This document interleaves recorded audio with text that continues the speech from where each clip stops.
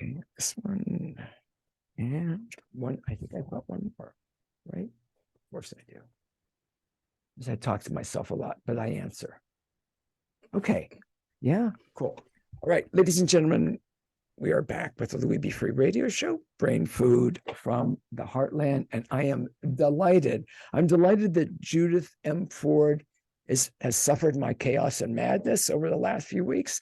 I'm honored to have you on. Thank you. Let's talk a little bit, and again, your book that I've talked about on the show, Fever of Unknown Origin, A True Tale of Medicine, Mystery, and Magic. So I've kind of, want you to introduce yourself and tell us a little bit about yourself, and then we'll get into more depth about you when we get to the book. That's a big question. Tell me about yourself. Yeah. So I am a retired psychotherapist, and I have been a writer also most of my life. This book that has recently been published, actually, I worked on for, it's embarrassing to say, about 27 years. Wow.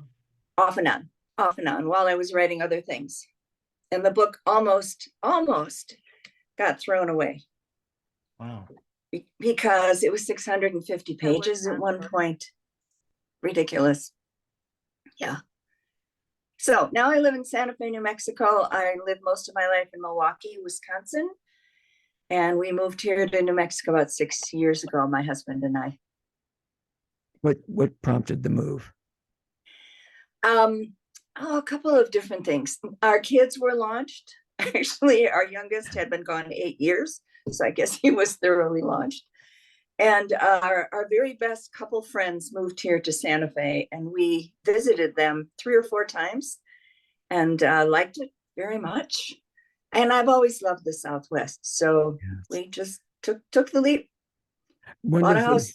That I always thought interesting, and I love the Southwest also, although I haven't been in a number of years. Some of the, like where you're at in Tucson and that area, I always loved it. But I like when people say, oh, you won't mind the heat, Louis, it's dry heat. And I understand the humidity thing, but 100 degrees is 100 degrees. And yes, I would prefer 100 degrees there than where I'm at, because it's usually really, really humid and awful. Santa Fe is 7,000 feet up in the mountains. So the highest temperature we've ever had here is 90, which is rare, really rare. Yeah. It's mountain weather. It sounds, and it's beautiful, correct? I mean, it's beautiful, and it's sunshiny almost every day. I'll use the term tipping point for you. Say you've been working on Fever of Unknown Origin, A True Tale of Medicine, Mystery, and Magic for nearly 3 decades. What was the time when you said, okay, I'm finished, I'm doing it, and here it comes? Well, yes, I went to a workshop in Iowa City, writing festival in the summer, and I met Mary Allen. I went to a workshop she did. I love Mary Allen. Yeah, I do too. At the end, it was an editing workshop, and at the end of it, I very shyly went up to her and said, I have this manuscript that's huge. Could you help me with it? And she went, oh, I'd love to. So that was the beginning. That was the beginning of it coming back to life. It had been in a closet for 8 years. I mean, literally in my closet. Literally in your closet. And literally, yeah. We're both Mary took it, read the whole thing, and then we started to work on it. We worked on it for about 3 years, and then it was done. And like I say, she's been on. I know. I love her. She's amazing. And she's amazing. One of the things I think, Judith Ford, is like, once you ask for help, go to a workshop, whatever, once you make it, what do I want to say, public, not public, but you share it with someone else, it's like, the way I see it, it's like, wow, now I've really got to get it done. Yeah. That's kind of how it works, right? I think at that point, when I retired from my therapy practice, which is about 11 years ago, I went to Vermont College of Fine Arts and got my master's in creative writing. So that gave me confidence to finish the book. Tell me why you decided to become a psychotherapist. What was the long ago. Well, I decided when I was 13, I saw a movie about a child psychiatrist, and I decided I should do that when I was 13. And then a lot of other things got in the way. Like I found out at that point in time, you had to have a medical degree to be a psychiatrist. So it took me a long time to figure out a path to that. I got a social work degree, which allowed me then to go on and get more training and be a psychotherapist. That's wonderful. Being a psychotherapist, got to believe that there's certainly, and it seems clear to me that you feel very deeply. Just us talking for a few minutes, but also reading the book Fever of Unknown Origin, Judith Ford. Yet I don't know how people in your field, I know a few people that have done the kind of work you do. You hear horrible things. It's not like people are coming in. It's not like I would come in for an appointment and say, Judith, let me tell you how wonderful life is for me. And there's I wish. And butterflies. How did you deal with that? Because you're hearing all of that. That's a good question, because of course, yes, you have to learn how to do that. Most of the time it was not that difficult for me to separate myself from a client telling me sad, scary things. I did have a few clients along the way, though, that it was really hard for me to work with, like victims of severe abuse, childhood abuse. And I have a wonderful, supportive husband, and he helped me when I would be working with a client who really touched my heart and made me want to cry. I could bring it home to him and not tell him details. Of course, I couldn't do that. But he is just very supportive. Yeah. It helps a lot. I can hang on to him literally sometimes. And I see it, and I hear the emotion with that, because again, somebody feels deeply, hearing all of that every day. And it's got to be. One of my flaws as a therapist, I would say, was a flaw. I'm an easy weeper. When something moves me, I cry. Easy weeper. I'm an easy weeper. I'm the family crier, right?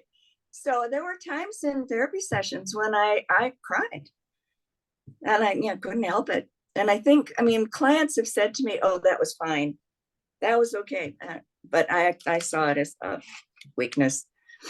I've got to believe that they appreciated that to know that you were that connected. Sometimes I think, yeah. Go ahead. Yeah. What were you to say? I was just going to say, I think you're right. I think that's probably true. I would think so. I would think so. If I were going to someone for therapy and they kind of welled up with emotion or whatever, where I could see, I wouldn't want someone to cry. I wouldn't want someone to cry hearing what I was talking about. Yet it would tell me that, number one, you're really listening and you're really connected. No surprise to anyone. Decades ago, I was looking for a good therapist to talk about things with, and I went through a few that were very easily, I hate to say, I'm going to say it, distracted. But if we get to an area where I started to get a little emotional, she liked to talk about movies, old movies. So I would mention, "Oh, did you see that?" I mean, it was, I know. Or can I get another cup of tea or whatever? And she was very nice. Please don't misunderstand. She was really, really nice. But we never got anywhere. And eventually I moved on to another one, and then another one, and found someone really, really. Oh, yeah. It's got to be a fit. I really think, Judith Ford, that everyone, I shouldn't say mandated, but everyone should have access, insurance coverage, whatever, to see a therapist during numerous times of their life, to be able to talk to someone that doesn't have a bias, that doesn't have a, that can feed back to you. Everyone, we're all going through something. We can all use not just an ear, but feedback. Oh, absolutely. Yeah. I really think, again, not mandated, not into, you have to go, you have to go. That sounds like a 1984 thing. But to have access to someone. Yes. Oh. When I was in my first, I think it was my first year of being a therapist, it was way back in the 70s, in the kind of late 70s. And the group I was with were very experimental. We had a street clinic. We didn't charge money. It was a very hippie kind of thing. Hippie, yeah. And I like hippie things. I like hippie things, as you can well tell. Tell by your shirt. We had a saying, which was, therapy is too good to be reserved for sick people. So we all should have therapy. Yeah. Yep. I'm going to write that down. Therapy Yeah. is, sorry, I'm so unprofessional, is too good. Too good to be only for sick people, limited to sick people. Right. Everyone should have therapy. I have a therapist here in New Mexico. I think to help me deal with life. Yeah. When you retired, what was that like for you, Judith? I retired 3 times. So that should You know, tell you something. Yeah. I understand that. The first time I retired, I did a really good job telling everyone for 6 months ahead of time, finding them other people, writing out this great letter, saying goodbye and thank you and all. And then my husband quit his job right after I retired. I think it was 2 weeks after I retired. He quit his job, and he had good reasons, but I was so pissed. No, bad timing. So I angrily went back to work, and I actually found out I really liked going back to work. So I worked for, oh God, I think 5 more years. Yeah, 5 more years. I had one other, before that, I had one other very short retirement where I just went back because a couple clients asked me to. That's wonderful. But yeah. And I worked out of my home actually after my retirements. Yeah. Where do you think the sensitivity comes from in Judith? That's a good question, isn't it? I think I was kind of born with it, but I also grew up with parents who were fairly dysfunctional. My mom was an alcoholic. My dad was probably on the spectrum. He was brilliant and depressed. And I have one brother who was dyslexic and had a whole bunch of mental health challenges. So I was the supposed normal one in my family. Of course, I had my own issues growing up with those people, but I was the one who looked the most normal, the most functional. So it's kind of logical. Yeah, right. The normal one, sort of. Yeah, it's like, okay, right. Ladies and gentlemen, we're going long today. I'm going past the time that they would generally kick me out. You're listening to the We Be Free radio show, Brain Food from the Heartland, copyright Be Free Radio Limited, 2022, produced by the lovely Miss Bunny Face in cooperation with White Rabbit Productions. Oh, I don't have to do the adult disclaimer. Well, now that you said it, Louis, you should. The We Be Free radio show, Brain Food from the Heartland, is an adult-oriented show intended for and only for a mature adult audience. Listener discretion is strongly advised. I'm talking with Judith M. Ford, author of Fever of Unknown Origin, A True Tale of Medicine, Mystery, and Magic. We've got links up. You can go directly to judithford.com, judithford.com. I know I'm bouncing all around. Availability book I keep saying before we get into it. Availability? Availability. Oh, where do people get it, you mean? Yes. Oh, yeah. Okay. Amazon and bookshop.org. I think also Thrift Books online has it. Oh, Thrift. Okay. That's interesting. Yeah. Yeah. The process of turning over a book, and I've never written a book. I used to write some blogs occasionally, and I know when you hit that button where it goes up, it was always like, no, I don't want to say anxious, but it's like, is this ready yet? I don't know. Let me look at it again. Oh, yeah. Again, obsess about it. Some never got posted. What is that like when you have the manuscript, you approve it, and then it's all out there? In the process of pitching it, or when it's No, published? when it's published, turning it When over it's at the end and saying, It was print. actually quite a weird feeling, because I'd worked on it so long, and I was pretty sure it was done, but you're never positive that it's done, but I was pretty sure it was done. And I didn't feel anything initially. I was surprised when a publisher took it, actually, because I had somebody helping me pitch it, but I still had low expectations.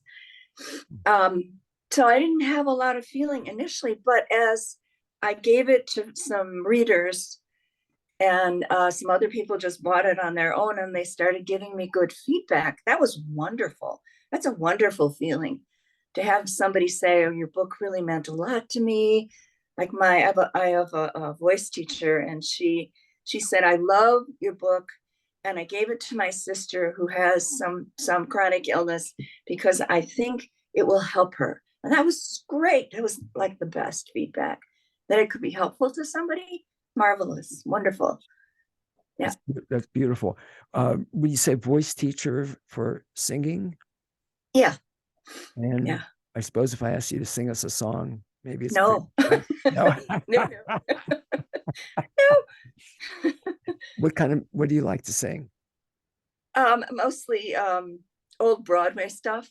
Wow. Actually, we Any work on particular favorites? Nobody probably knows the music from this. There's a musical version of Little Women that has great music. Footloose, that's another one that has great music. She's also teaching me piano on Zoom, which is very difficult for me, so I've never Piano learned an Zoom. instrument. Yeah, That's interesting. yeah. You don't think about some of the things that It works. today. It works. I'm sure. Yeah, yeah. There, I've said this, my regular audience or irregular audience knows where I'm going to go with this, but there's a saying attributed to, it's an African saying: if you can walk, you can dance. If you can talk, you can sing. I'm the exception. Oh, that's sweet. I am the exception to that. I am, seriously. Nobody wants to hear me sing. Nobody wants to see me dance, yet I love to dance and I love to sing. Oh, there you go. Good. I sang something once a couple of decades ago on air, and my producer said, don't sing on air. It's just, I said, why? I'm like, it's not good. It's not. Well, she was right. She was correct. Believe me, she was correct. I love some of the quotes that you have in the book. In that book, of course, Fever of Unknown Origin, A True Tale of Medicine, Mystery, and Magic. Judith M. Ford, the author, is our guest, judithford.com. This one, at the beginning of the book, a dangerous illness fills you with adrenaline and makes you feel very smart. I can afford now to draw conclusions from the book, Intoxicated by My Illness. That's really interesting. I read that probably, I'm just going to say 3 times, probably 5, just to try to absorb it and try to get it. First I read it, and then I thought, let me slow it down and read it again. That's really interesting. Tell me about that for you. Anatole Breillart's book is fascinating because he wrote it as he was dying. And so he was giving himself permission to sound smart because he was dying, and I guess he might as well. He was a wonderful writer. And impacted you very much. And did you have similar experience with the adrenaline? At times, yeah. At times, yeah. That is part of the motivation of writing the book. Is well, speaking just for me, after coming close to dying, I didn't feel like I was super smart or anything like that. I just felt like I had to talk about it. I had to write about it. I had to organize it somehow in my head. Yeah. And I had to write down what I had learned, basically. And I will say, at your website, judithford.com, there's a great piece, how to write a book about illness. Oh, that was fun to write. Yeah. I think that was very much my process, writing the book. Yeah. That's, again, very, very interesting. I love the acknowledgments. I know I'm all over the place. That's okay. I love the acknowledgments, and I love, because I think earlier, these may be some of the people you're referring to. My first readers, especially Chris, Amy, et cetera, the first readers. That's probably some of the ones you were referring to earlier, or yeah. Yeah. My husband is Chris. Yep. I knew he was in there. I knew he was in there somewhere. The other quote, I've got to mention it, and then because I could not stop for death, he kindly stopped for me. From Emily Dickinson. I would have never put that together. If someone said, who do you think who did this quote? Very interesting. So take me back to 1990. Oh, I'm sorry. I'm interrupting myself, Judith, and you, of course. The rabbit. I've got to mention the rabbit, and I don't know if you can see all the rabbit ears I have. My audience knows I'm a rabbit. Ah, my spirit animal. Rabbits. Yeah, mine also. I've got this little one. Oh, sweet. On the wall. No one's seeing this but you. And this, I've got these. My those are wonderful. I am a rabbit man. You're a rabbit person. I am, very much so. Cool. Tell me about Dynamite. Oh, Dynamite. Dynamite was our pet rabbit when I was about 10. And actually, she was a really nasty rabbit. Well, we thought she was a girl, Dinah. Turned out she was a boy, so Dynamite. But she liked to bite. One thing. We had her in the house for a while until my mother couldn't stand that she was pooping in all the corners of the house. Everywhere. Yeah. But so that year when I was 10 was, in hindsight, it was probably a really hard year for me. My mother was drinking a lot. I didn't put this together when I was 10, but I started having nightmares, and for whatever reason, I love to read, and I decided I should be a writer. So I started writing short stories, like 4 pages, about Dynamite the rabbit, who was a superhero, which I think in my life I probably needed one that year. And Dynamite lived underground in the sewer system, and had a cape, and he could fly out and rescue people and fix things that were broken. So that was Dynamite. And my teacher in 5th grade, I showed her my stories, and she knew I was struggling. She had called my mom to say that she thought something was going on and that I had stopped raising my hand in class. And so she took my stories and had me read them to all the classes from kindergarten to 5th grade. So that was a very heady experience, my beginning as a writer. But they're terrible stories. Well, but who knew? Well, but again, that motivation to write.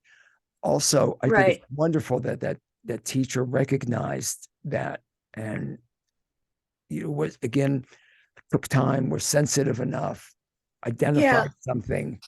Yeah, she was sweet. Yeah. I just maybe when you were telling that, it made me think of a teacher that actually reached out to me, fortunately not to my parents at that point, knowing there was something going on. Well, my upbringing was similar, I dare say, to, I shouldn't say similar, some of the same elements were in my upbringing. And I now, again, saying that, and I'm talking 50 plus years ago, remembering that teacher that reached out, and at the time, it didn't, I didn't process it like I do now, and how much it meant to me when I think back. Yeah. Somebody recognized. Yeah. She was really a good teacher. She started when she wanted to kind of help me. The first thing she did was keep me in during recess when everybody else went out, and tried to talk to me about what was going on. But when you're 10 and you get spotted out like that, I couldn't even speak. So then her next way of doing it was praising my stories, which was a much, much better way to do it. That's wonderful. Yeah, she was great. Again, I know I'm jumping, as I keep saying, I know I'm jumping all around. But when you talked about your descriptive writing, and again, I'm an obsessive reader at this point. I used to say I'm an eager reader. I'm pretty much an obsessive reader. And we're not, so my experience, people used to say, oh, so you talk for a living. I said, no, actually I read for a living, if you call this a living. Well, because I read, you're on air for X amount of hours a day. And yet if you're reading the book and doing your homework, I should say, you're reading a lot. And one of the things that I love about your writing, Judith, is how beautifully descriptive it is. And I've got a few things circled in your book, in the prologue, actually, about how beautifully descriptive it is. Again, I appreciate books, obviously fiction has to grab somebody, but nonfiction, I can read and really enjoy getting the information. I'm learning something, yet sometimes I have to push myself through it. Your book, again, I love your writing style. I'll have to tell Mary Ellen. Yes. It's got a flow to it. And again, beautifully descriptive. Thank you. Thank you. Thank you. I get to read it. So, and everybody can read it. Again, it's judithford.com, judithford.com.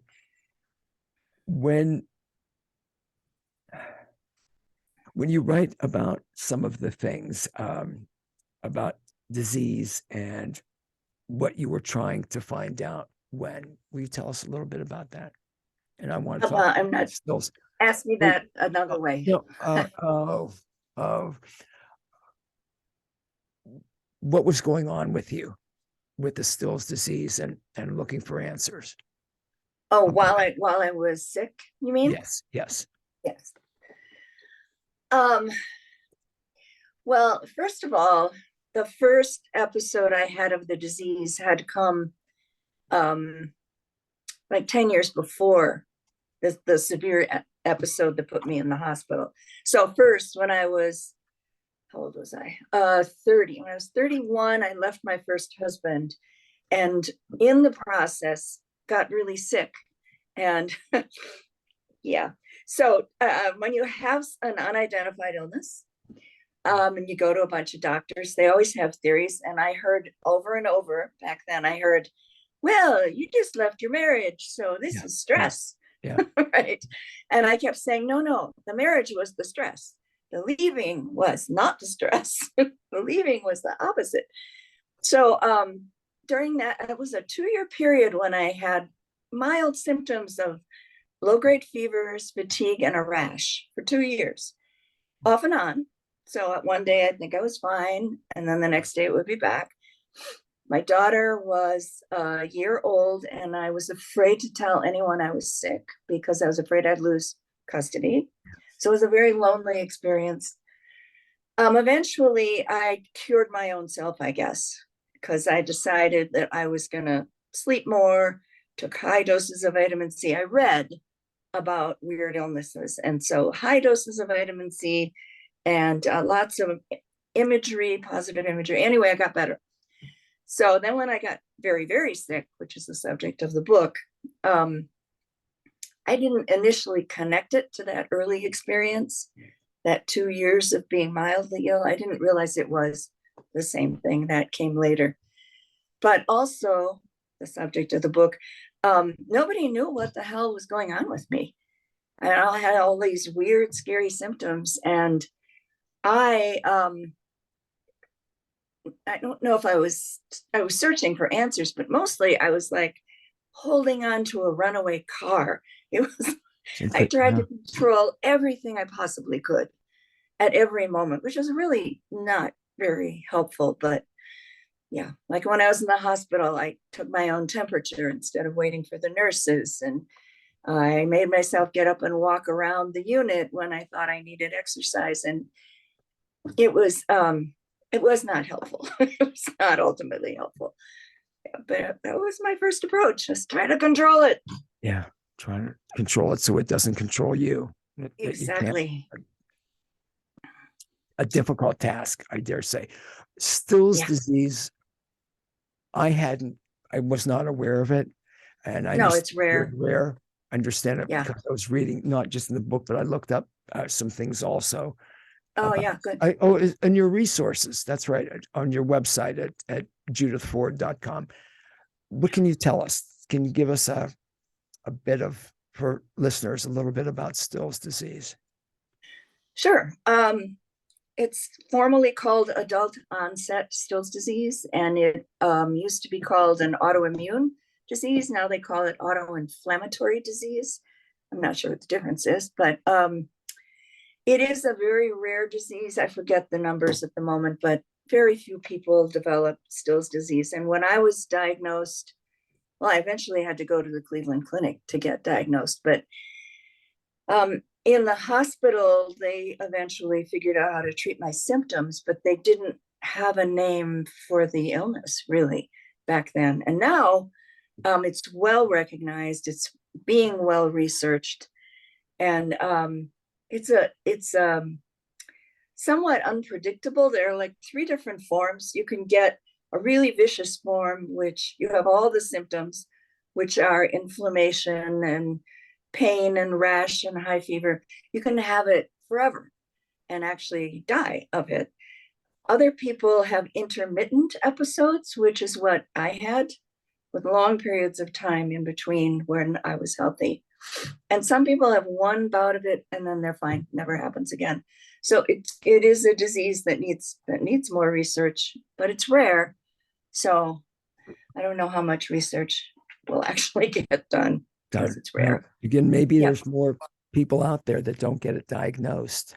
That, Oh, sure. Yeah. I was talking, that can be a struggle for people trying to, we think somebody may start to think, I'm losing it here because this isn't. Oh, yeah. I got all these tests and all this stuff and nothing. No. So then to at least get diagnosed and understand that it's something identifiable. That helps. Yeah. It helps to have a Even name. Yeah. It does. Regardless of what it is, it may not be a name you want to hear, but nonetheless, Right. at least, I think that would be really, really important. The real bad, when it was really bad and you were hospitalized, I'm looking at your chapter 3 in this wonderful book, Fever of Unknown Origin, A True Tale of Medicine, Mystery, and Magic, Judith Ford's book, where you write about the title of the chapter, I Feel Very Sick, I Feel Awful. Tell us a little bit about that. How I felt. Yeah, if you would, a little bit more about it.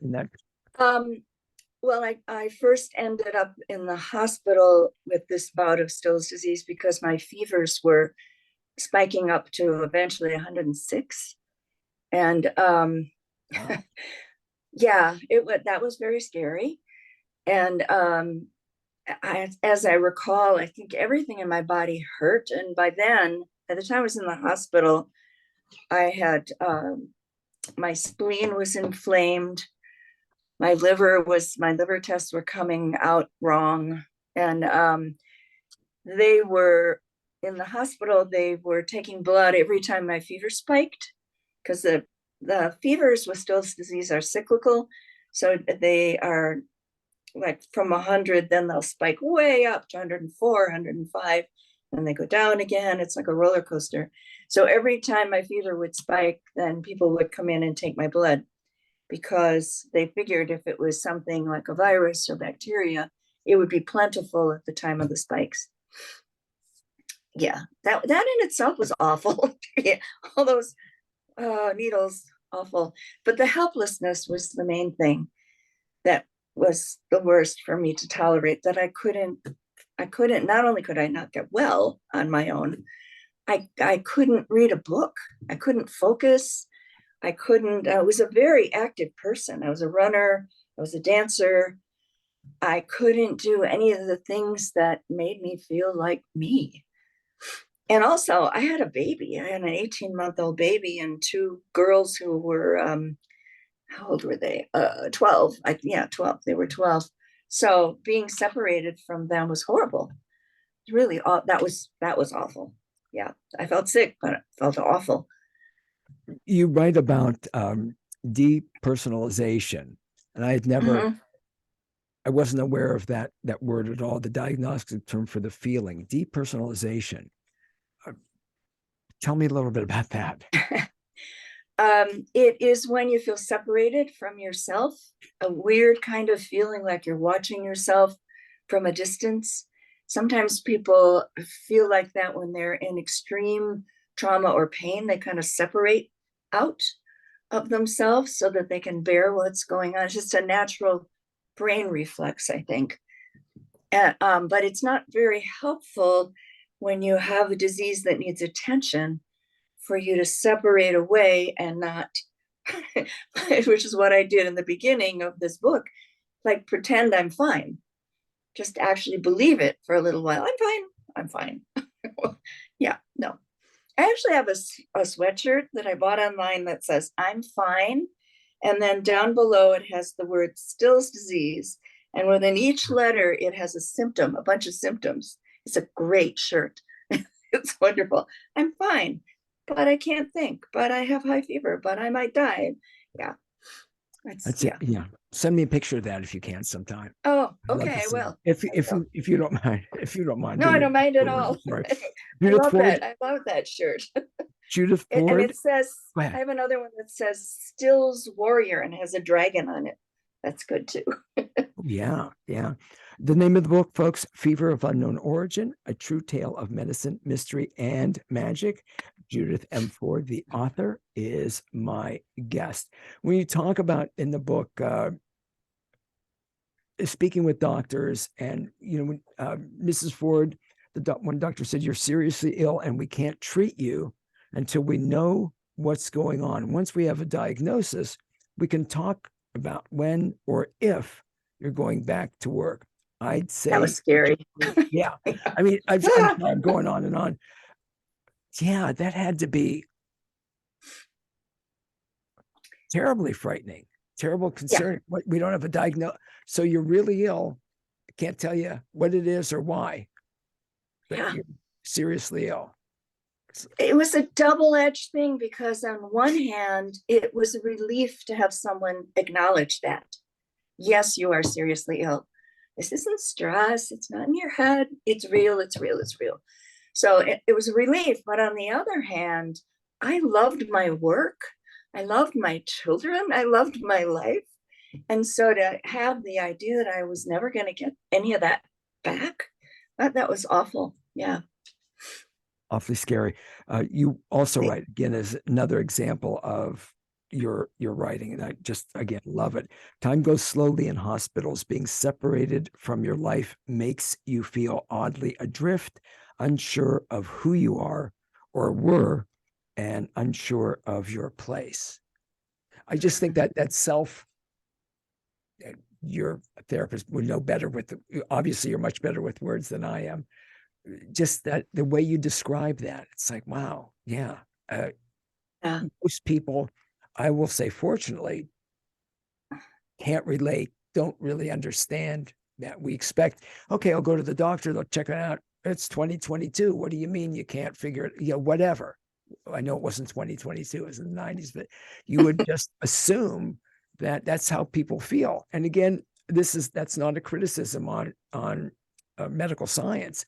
Made great strides in a lot of things, like you were saying. Now still is more recognizable, more understandable, etc. Yet I think that's what we really assume. Well, I'll go to the hospital, they'll fix me. Oh, right. Yes. Yeah. And they can't always. No. I actually have my older brother's in the hospital right now with Oh, a very badly squashed vertebrae in his neck. So oh, he oh. can hardly move and he has to wait for surgery. And in the meantime, he's in the hospital because he collapsed because he couldn't walk because of this thing in his neck. And they want to send him home. God. Oh. Yeah. Yeah, he's waiting for surgery. What? It's going to How take a soon? while. How soon do they?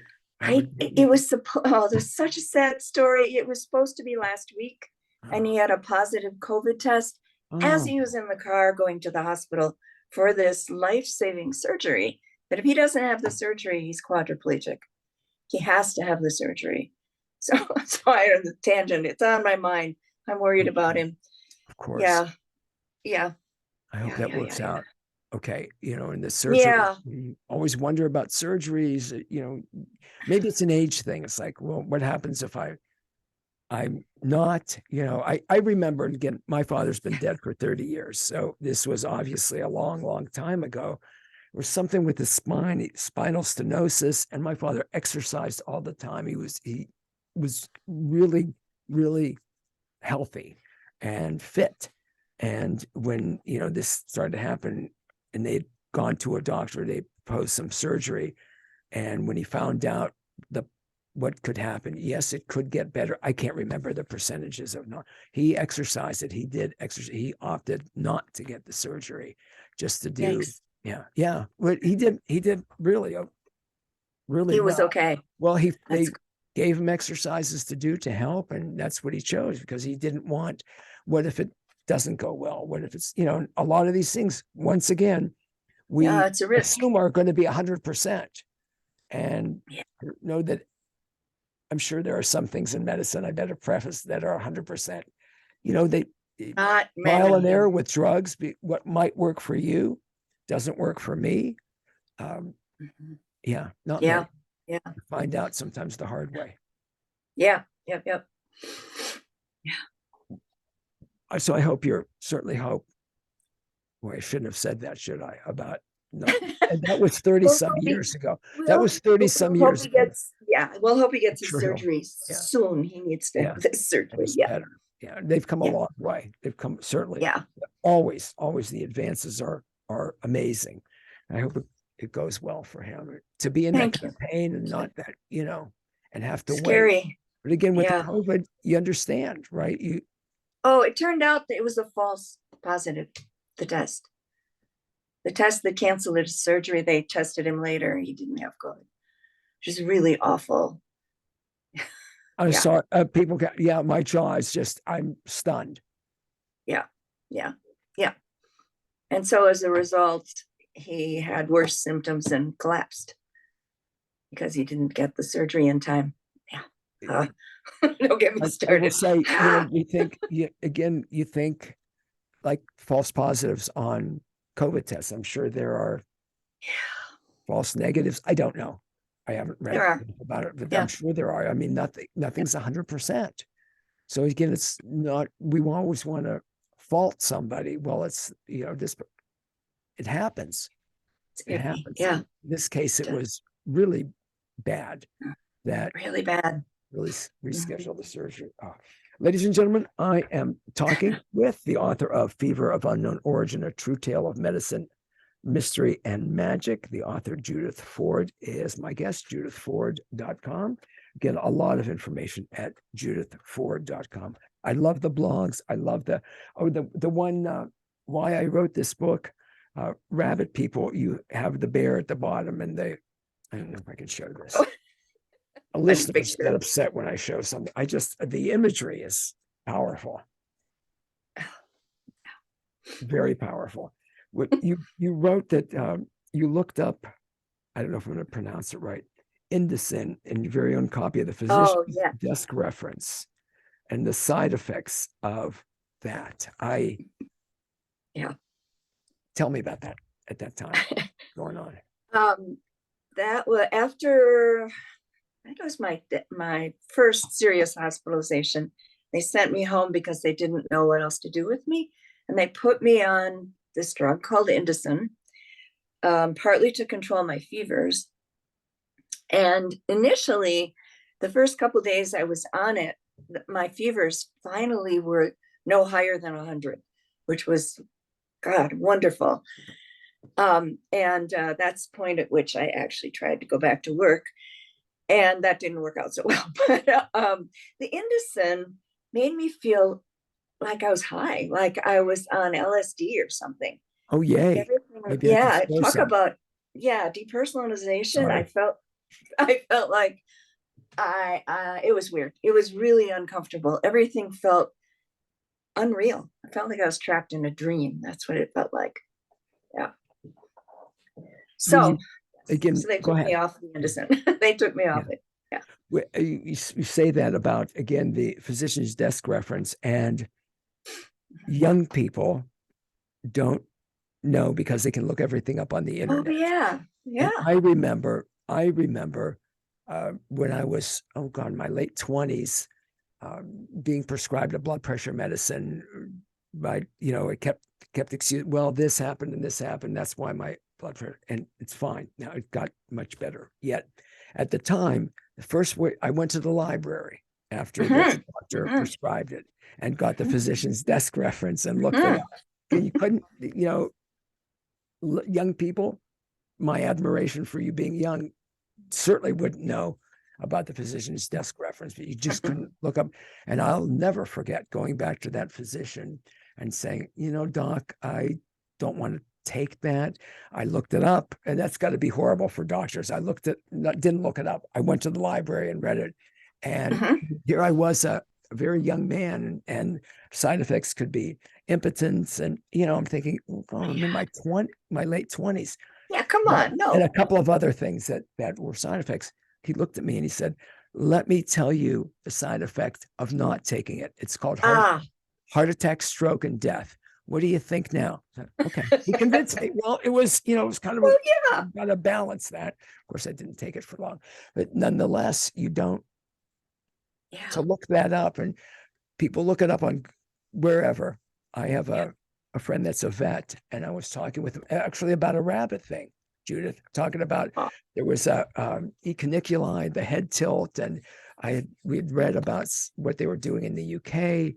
It was a different approach, and I was talking with him. He said, Louis, hold on. He comes back with this coffee mug, and he's peering over it. It said, don't confuse your Google search with my veterinary medical degree. Oh, that's excellent. Beautiful. It's brilliant, right? Excellent. That's a good thing to remember. Yep. Yeah, it is.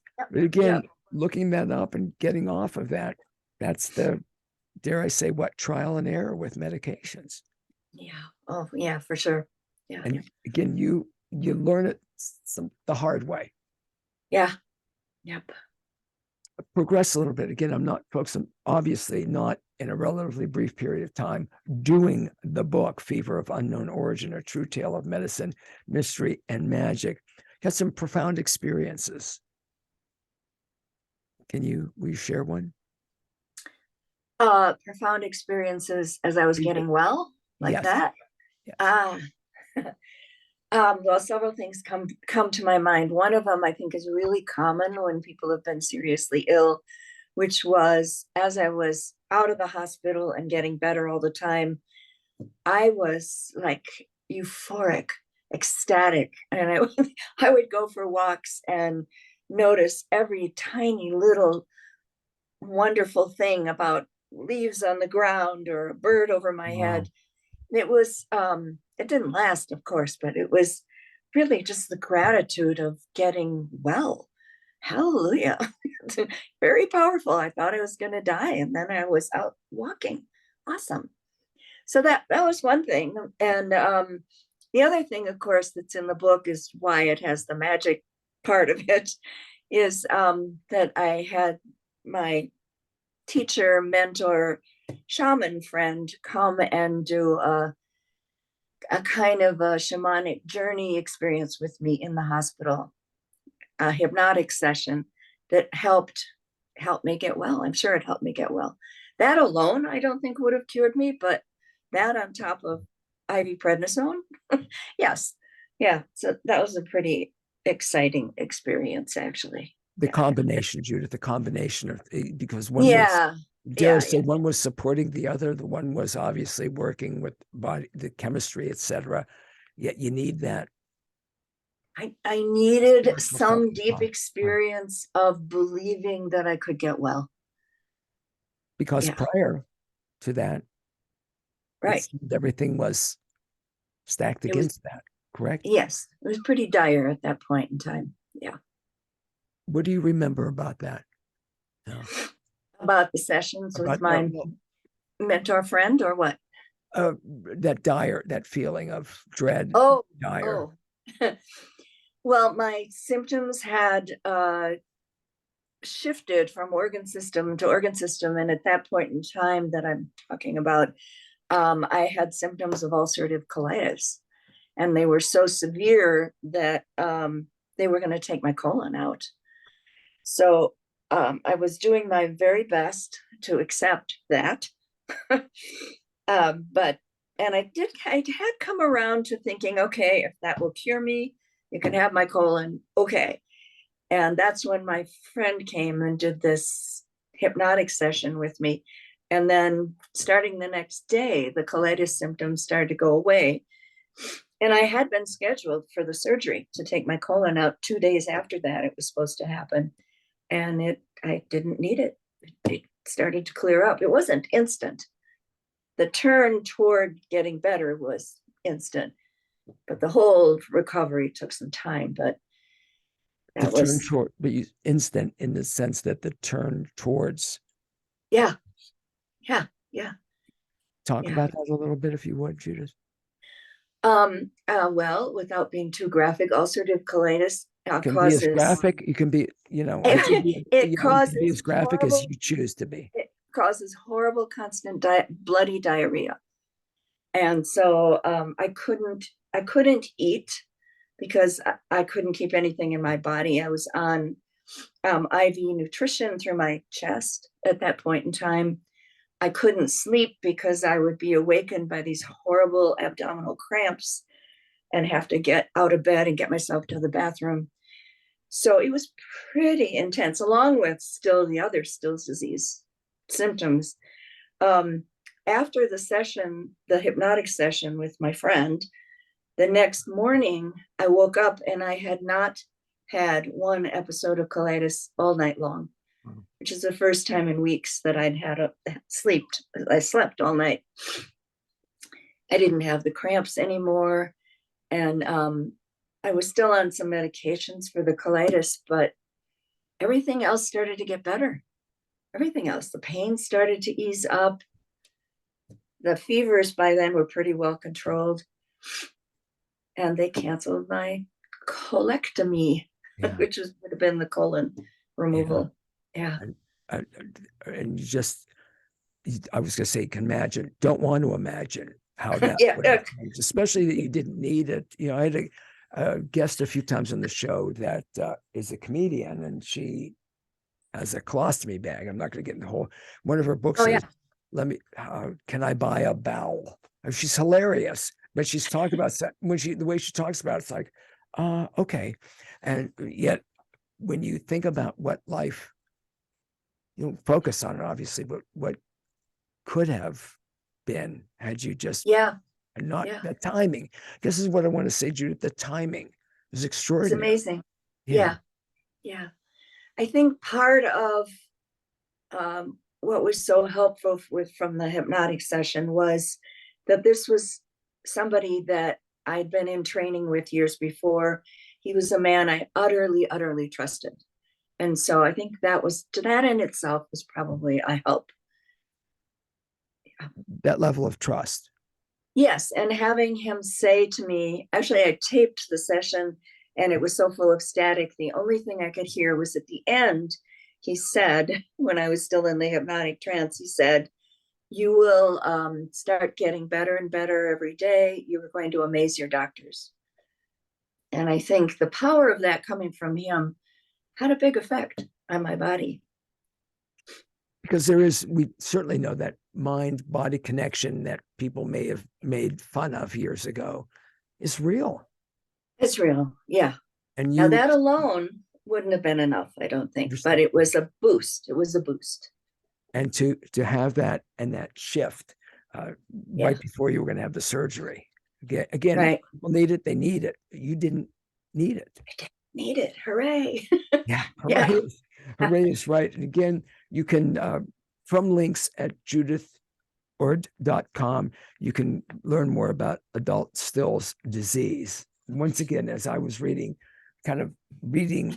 your book and then looking different things up, it's interesting that things you'd never heard of, and the amount of symptoms that, you tell me if you agree or not, are like bizarre. They don't seem to go together, I guess is what.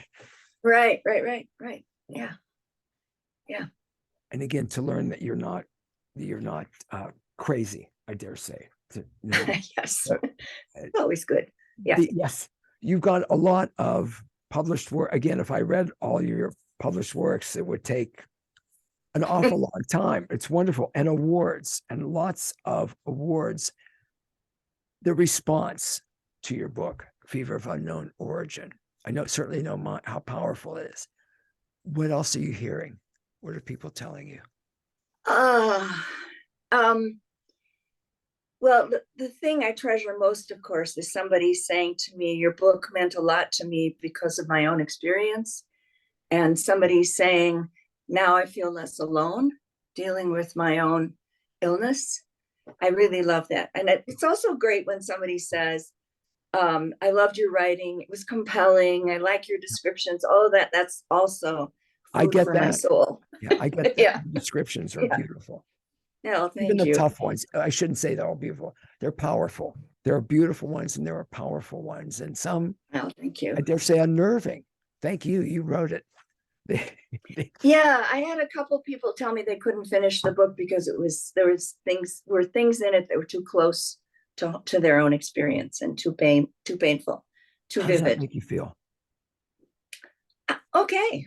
No, it tells me I hit the nail on the head. I'd rather they could read it, but if not, yeah, it's okay. Hopefully at some point they'll pick it up and you don't have to push through it regardless of how it's affecting you. Yes. Personally. I have a good friend with a debilitating neurological illness, kind of like MS. It's not MS, but very similar. And she read half of it and she said, I can't focus on this much illness right now. Okay. Well, and she said right now. So yeah. You know, some things you've got to put down or set away for a while. Yeah, of course. Yeah, it would make it too. I get that. You relate to it too much and could be too difficult. Can you stay another 10 minutes with me? Oh, I'm fine. Yeah, I'm fine. I'll promise I'll have you out before the top of the hour, and I won't ask again if you can stay longer. But it's fine. It's so powerful. The book is so powerful, and I'm enjoying your personality very much. Also, Judith, suicide. Talk with us a little bit about suicide. You read the blog on the website? Yes. Yeah. Well, when I was 21, I was in a major depression and I had liberated myself from my parents at 19. I dropped out of college. Well, they couldn't afford college anyway. They were running out of money. So I dropped out and then set myself up in my own apartment at the age of 19, thinking I knew what I was doing. And I was a mess, basically. I was lost. I was sad. I had no parental support. My parents had moved to California. I was in Wisconsin. My friends were all still in college. I went to see a psychiatrist who was terrible. And then I had an affair with this very, to me at the time, exciting married guy. But I felt horrible about myself having this affair. I felt horrible about the job I was in, which was boring and I was a proofreader for an advertising department. It was horrible. And so one night I just drank a lot of wine and took whatever pills I had at hand, which were not enough to kill me. But that was my intention at the time. And that's one way to cure yourself of being suicidal, maybe for someone like me. When I woke up alive the next morning, I went, oh, I don't want to die. I don't want to die. Yeah. And I actually, after that, I don't know how much that triggered it, but after that, I started figuring out how to get out of my stupid job and how to get back to school. And I actually took a writing class at the university that was near my apartment. So it's always kind of been in you because we talked about always dynamite. Always. That was a life changer, that class. A quick shout out to Jack at the shop around the corner. I appreciate you, bro. When you think about the writing, does it, again, I know these are, I wouldn't want someone asking me these. It's not that I wouldn't know how to answer. Do you feel it's almost, where does it come from? Like natural, I know we touched on it before, the writing, your ability to write, your desire to write and express. I think initially when I was 10 years old and writing, I did it for fun. I just did it for fun. When I was desperate in my early 20s, it was like my companion. Writing became my companion. I once said in something I wrote for that early writing class years ago, that writing to me was like a pet cat. Like it was something that kept me company when I was all alone. So it was, I have, my poor daughter, when I die, she's going to have like 300 notebooks of all my journals. So I started journaling then, and it was a huge relief when I was lonely and didn't really have any support from anywhere. Yeah. That was your comfort. Writing. It was my comfort. It was my support. It was a way to be heard in a sense when I felt like no one was listening. It's, again, very, very interesting. And I love that you've got the notebooks. Easy for you to say. I'm not the one that has to go, no, seriously, that you kept them. My poor daughter. Yes. Oh, your fortunate daughter, I will say. Yeah, okay, that's good. Well, again, I don't want to sound too morbid, but finding those and being able to read those down the road when you're not physically with us would be interesting. I found some things that my parents wrote, obviously a long time ago, since they've been dead so long, but it's interesting to me. It gives me different insight and different understanding. Yeah. I just yesterday listened to a podcast by Anderson Cooper called All There Is, which I highly recommend. But anyway, he does an interview with Stephen Colbert about grief and death. And each of them had their own important losses. And they talk about how much value it was to go through the possessions of somebody who's died and how much it meant to each of them. It's brilliant. It's wonderful. Very moving. It's Anderson Cooper, and it's called All There Is. All There Is, based on the song, Is That All There Is? Oh, okay. Is that all there is? Yeah. All There Is. Let's Keep Dancing or something like that. I get it. Yeah, right. yeah. Okay. Yeah. I won't sing it. I won't sing it. You can sing it. I'm not going to sing it. I'm not going to sing it, Judith. It's a wonderful conversation between the two of them, Stephen Colbert and Anderson Cooper, on one of the episodes. Yeah. Grief is something that, dying is something people don't talk about. I know, and we should. Yeah. We should. I've had numerous authors on, Dr. Catherine Mannix. Actually, I've got, it is, I know people think it's odd when I say it. It's one of the favorite topics of mine because it needs to be discussed. It does. We all know how this ends, is lessons about life and living from working with death and dying, and so many on grief. And there's two wonderful authors from the UK that wrote Tsunami of Grief. One of the things that I recall that my mother said the night my father died, she said, my father's name was Sam. Sammy and I never thought we would die. Well, of course, they didn't. Well, it wasn't, when I'm talking with her, they didn't think they were immortal. They just didn't think about it. Just wouldn't talk. Wouldn't talk about it. Just put it. Very common. And it's sad when I think back, because those are really important conversations. And the grief, I know there's a lot of, if you don't mind if I plug this, our library has a number of grief 101, and they also have one dealing with grief around the holidays, etc. Good. Everybody's going to deal with it. Everybody's going to deal with grief at some point. We all, everyone is. Can I mention a really good book on this? Yes. It's in the New York Times as one of the best books of the year. It's called In Love by Amy Bloom, which is about her husband's death, basically. It's a wonderful book. In Love. Really well done. In Love, Amy Bloom. Yeah. I want to check it out. Again, to have the discussions, the importance of the discussions. And I feel that So people important. should, whether you've got someone dying now or close or recent, go to the grief, go to these, engage yourself with these, because Yes. I think they can be better when you understand a little bit about it. Not that it's going to lessen anything. We've got to understand it and deal with it. And I would also suggest that people push people that maybe a parent or a grandparent to talk a little bit about it. Because those are precious conversations.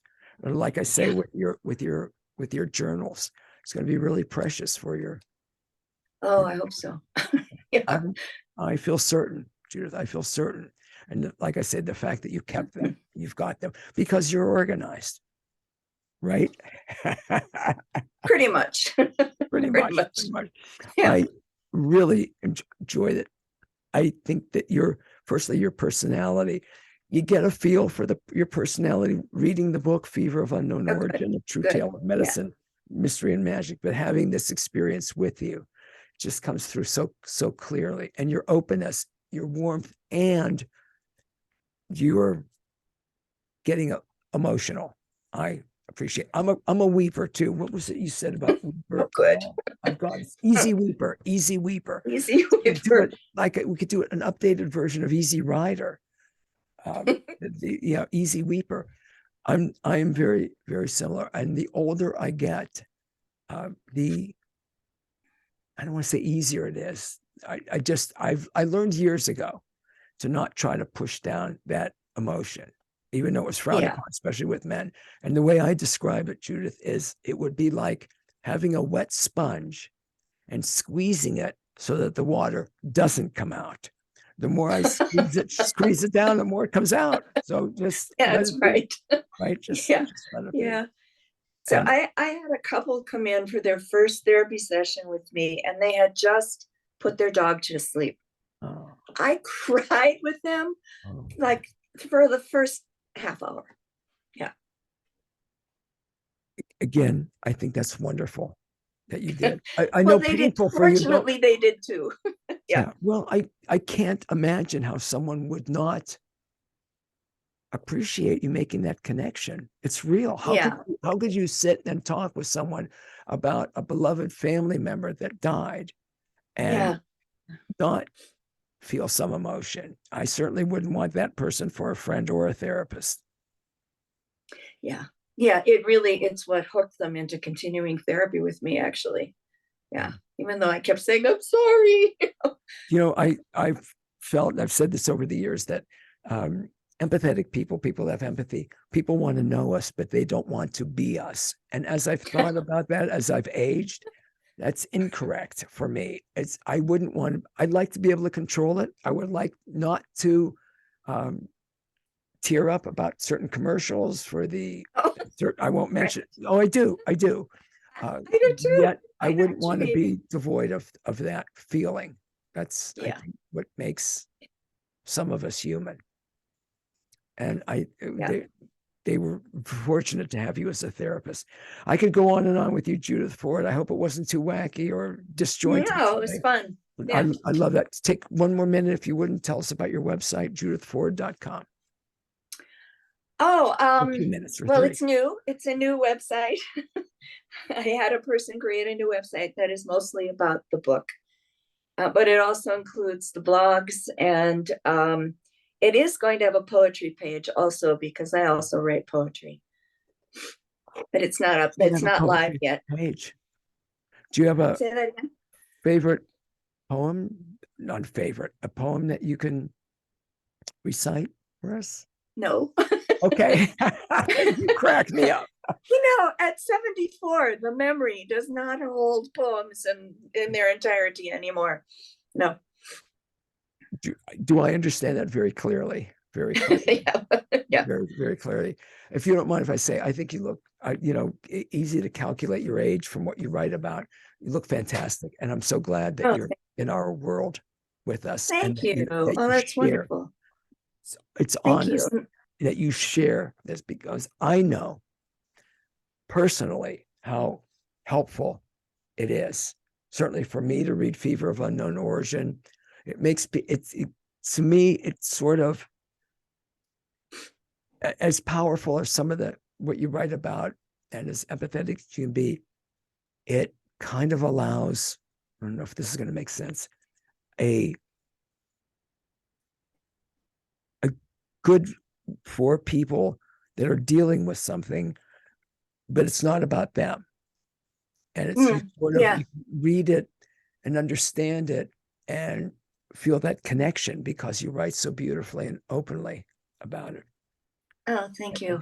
I think it's very, very wonderful, people. My suggestion is, I believe everybody knows someone that could use to read Fever of Unknown Origin. You too, folks.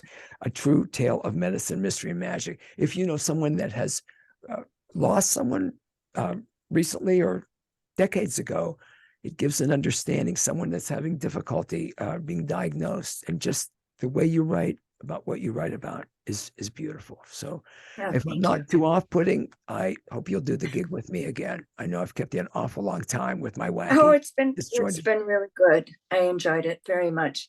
Love to do it again. I would love to also. Again, judithford.com. If you can stay with me just 1 minute, can you? I'll be back with some closing words on the Louis B. Free Radio Show, Brain Food from the Heartland, right after I